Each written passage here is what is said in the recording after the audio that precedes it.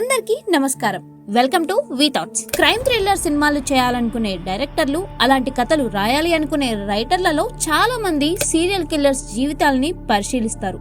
ఎందుకంటే వారు నరరూప రాక్షసుడిగా ఎందుకు మారారన్నది వారి జీవితంలో కీలక అంశంగా ఉంటుంది. ఓ మామూలు వ్యక్తి పదుల సంఖ్యలో జనాన్ని చంపాడంటే అతనిలో ఎంత క్రూరత్వం ప్రవేశించి ఉండాలి. సమాజంలో ఏ కొద్ది మందో అలాంటి వాళ్ళు ఉంటారు. వారి జీవితాల్లో జరిగే పరిణామాలు వారిని హంతకులుగా, సీరియల్ కిల్లర్లుగా మార్చేస్తాయనుకోవచ్చు. నేను చెడు చెయ్యను అనే సంకల్పం ఉంటే నేరాలు చెయ్యరు, కానీ అందరూ అలా ఉండలేరు. మరి థియరీ పాలిన్ తెలుసా మీకు? ఆయన జీవితంలో ఏం జరిగిందో ఇప్పుడు తెలుసుకుందాం. 1980లో ఫ్రాన్స్ లో వరుసగా హత్యలు జరిగాయి. ముఖ్యంగా ముసలి వాళ్లను టార్గెట్ చేస్తూ హత్యలు చేస్తుంటే ప్రజలు తీవ్ర భయభ్రాంతులతో బతికేవారు. పోలీసులకు హంతకులు ఎవరో అర్థం కాలేదు. సరైన ఆధారాలు లభించేవి కావు.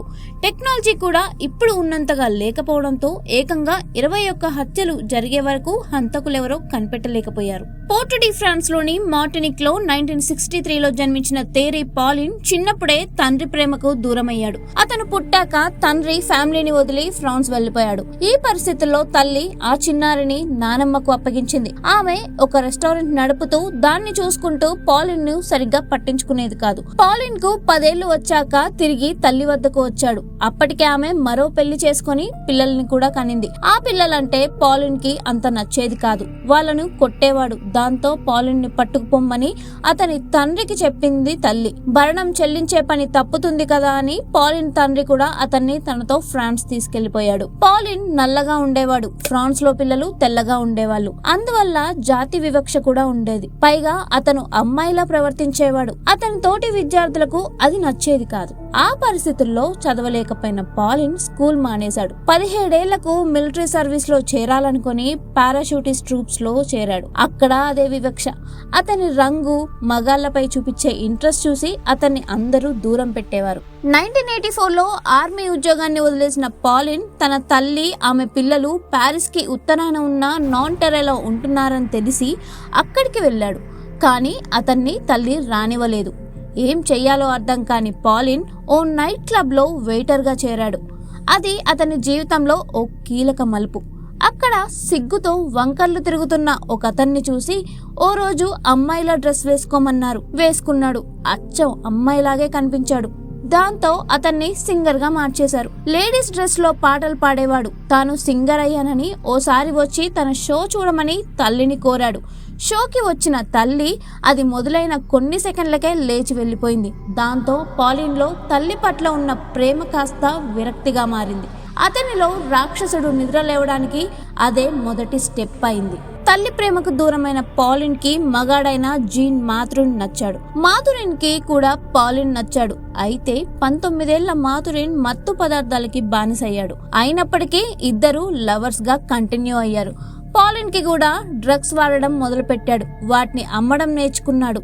అలా అటు ప్రేమ, ఇటు డ్రగ్స్ మత్తులో ఇద్దరు మునిగి తేలారు. ఓవైపు ప్రేమాయణం సాగిస్తూనే మరోవైపు ముసలి వాళ్లను హత్య చేయడం మొదలు పెట్టాడు పాలిన్. 1984లో పారిస్ లో ఇద్దరు ముసలి మహిళలపై దాడి జరిగింది. ఒకరు చనిపోగా మరొకరు బతికినా దాడి చేసింది ఎవరో చెప్పలేకపోయారు. ఆ తర్వాత 83 ఏళ్ల మరో ముసలావిడ్ని ఎవరో దిండుతో అదిమి ఊపిరాడకుండా చేసి చంపేశారు. ఈ హత్య జరిగిన ఇంట్లో 300 ఫ్రాంక్స్ అంటే $50 కనిపించలేదు. దాంతో దోపిడీ దొంగలే ఈ హత్యలు చేస్తున్నారని పోలీసులు భావించారు. వరుసగా హత్యలు జరుగుతూనే ఉన్నాయి.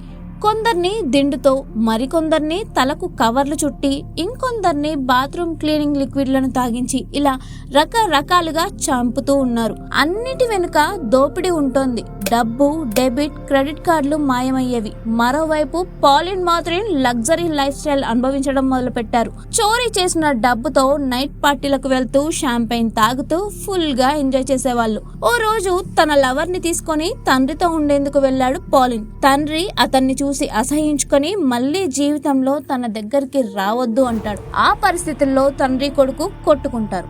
ఇదంతా చూసిన మాథురిన్ కు చిరాకొచ్చి పాలిన్ కి బ్రేకప్ చెప్పి వెళ్లిపోయాడు. ఏం చేయాలో అర్థం కాని పాలిన్ తన లాంటి ఆర్టిస్టులతో ఓ సంస్థ ఏర్పాటు చేయబోయి కూడా ఫెయిల్ అయిపోయాడు. 1985 నుంచి 1986 వరకు మొత్తం 8 మంది ముస్లిం వాళ్ళని ఎవరో చంపేశారు. ఇంతకు ముందు జరిగిన హత్యల కంటే ఇవి మరింత దారుణంగా ఉండడంతో హంతకుడు మరింత క్రూరంగా మారాడని పోలీసులు భావించారు. కానీ ఎవరన్నది వాళ్ళకి తెలియదు. ఈ పరిస్థితుల్లో ఓసారి పాలిన్ తన కొకైన్ డీలర్లలో ఒకరిని బేస్బాల్ బ్యాట్ తో కొట్టాడు. అతను కేసు పెట్టడంతో అరెస్ట్ అయి 16 నెలలు జైల్లో ఉన్నాడు. రిలీజ్ అయినప్పుడు తనకు HIV/AIDS సోకిందని గుర్తించాడు. ఎలాగూ AIDS తో చనిపోతానని భావించిన పాలిన్ తన చివరి రోజుల్లో డబ్బుని నీళ్లలా ఖర్చు పెట్టాడు. చాలా మందికి లగ్జరీ పార్టీలు ఇచ్చాడు. హత్యలు చేసినప్పుడు దొంగిలించిన డెబిట్ క్రెడిట్ కార్డులను ఇందుకోసం వాడాడు. మరోవైపు హత్యాకాండ కొనసాగుతూ ఉండేది. ఇంతలో హత్య నుంచి తప్పించుకున్న ఓ మహిళ పోలీసుల్ని కలిసి హంతకుడు ఎలా ఉంటాడో పూర్తి వివరాలు చెప్పింది. అతని ఎడమ చెవికి చెవిపోగు ఉందని చెప్పింది. దాంతో ఫ్రాన్స్ వ్యాప్తంగా పోలీసులు అలర్ట్ అయ్యారు. ఈ కేసుని ఛేదించి పాలిన్ ని అరెస్ట్ చేశారు. ఈ స్టోరీ మీకు నచ్చినట్టయితే లైక్ చేయండి అండ్ మరిన్ని ఇలాంటి ఇంట్రెస్టింగ్ స్టోరీస్ కోసం మా ఛానల్ ని సబ్స్క్రైబ్ చేసుకోండి.